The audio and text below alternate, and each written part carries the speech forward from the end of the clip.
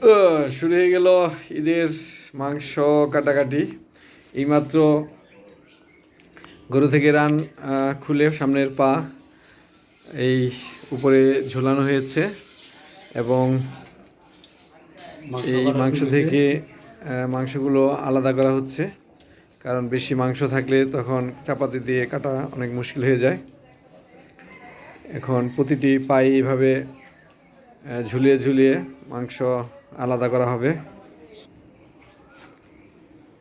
আর এদিকে অন্যদিকে এই মিস্টার কাজল সাহেব তিনি চামড়া আলাদা করছেন, বডি থেকে চামড়া আলাদা করছেন এবং এরপরে এই রানগুলো এখান থেকে কেটে তারপর ঝুলিয়ে মাংসগুলো আলাদা করা হবে। এই ছিল আজকের কুরবানির একটি সংক্ষিপ্ত ভিডিও। পরবর্তীতে বড় একটি ভিডিও নিয়ে আপনাদের সামনে উপস্থিত হব।